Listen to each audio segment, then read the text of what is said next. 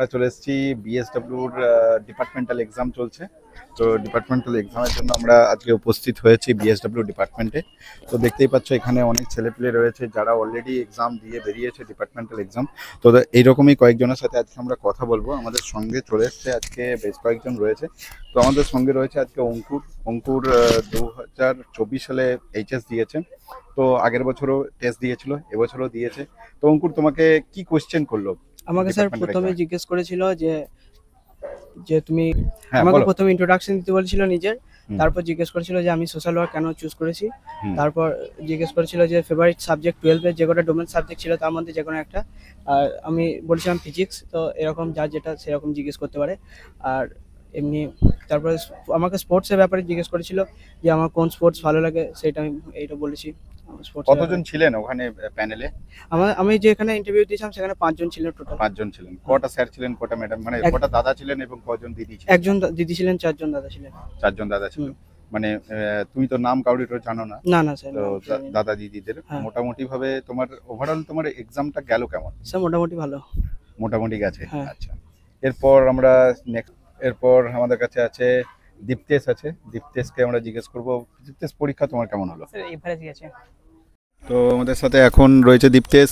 তো দীপ্তেশ তোমাকে কি কোশ্চেন করলো? স্যার ফার্স্টে গেছিলাম, ওখানে আমাকে জিজ্ঞেস করলো আমার ইন্ট্রোডাকশন দেওয়ার পর আমি কোন স্ট্রিম থেকে। তো স্ট্রিমে জিজ্ঞেস করলো আমার কোন কোন সাবজেক্ট ছিল। তো সাবজেক্টের উপর বেসিকে আমার জিজ্ঞেস করলো তোমার ফেভারিট সাবজেক্ট কোনটা।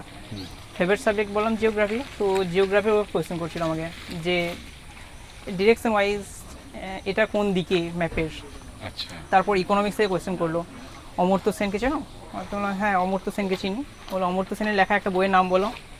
তারপর ইকোনমিক্স ছিল ল অফ ট্রেডের একটা কোয়েশ্চেন ছিল, বলো ল অফ ট্রেড কি, ওটার উপর কোয়েশ্চেন জিজ্ঞেস করছিল। আচ্ছা, আর তোমাকে মোটামুটি কোথা থেকে পড়াশোনা করেছো, কি বিষয়, এগুলো কিছু জিজ্ঞেস করেছিল হ্যাঁ, নাকি? ওটা ইন্ট্রোডাকশনে জিজ্ঞেস করছিল। আচ্ছা, তার মোটামুটি ওভারঅল তোমার পরীক্ষা হয়েছে কেমন? এভারেজ হয়েছে। আর তোমার জিএটির তে কেমন কি হয়েছে? জিএটিটা স্যার এভারেজ এভারেজ হয়েছে। আমরা নেক্সট জনের কাছে আমাদের সঙ্গে এখন রয়েছে তিতলি। তো তিতলির এবছরে 2025 সালে এইচএস দিয়েছে। তো তিতলির কাছে আমরা জানবো যে আজকে বিএসডব্লিউ ডিপার্টমেন্টাল এক্সাম ছিল।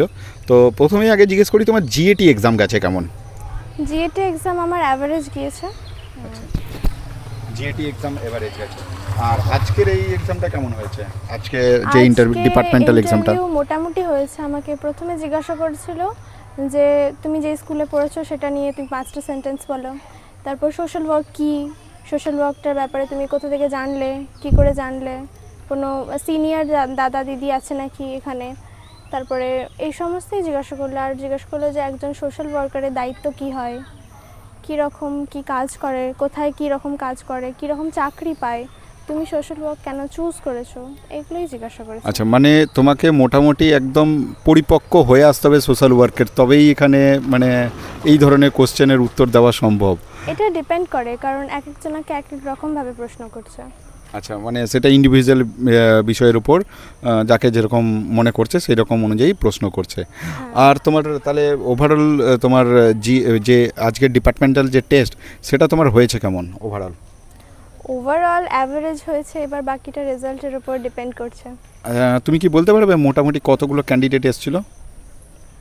কতগুলো মোটামুটি আমি লিস্টে দেখলাম 220 কাছাকাছি। ওইরকমই হবে। ওইরকমই মানে মোটামুটি ম্যাক্সিমাম ক্যান্ডিডেট এসেছিল এখানে। 200 থেকে 250 ওরকমই হবে। আচ্ছা, ঠিক আছে, হতে পারে। ওকে।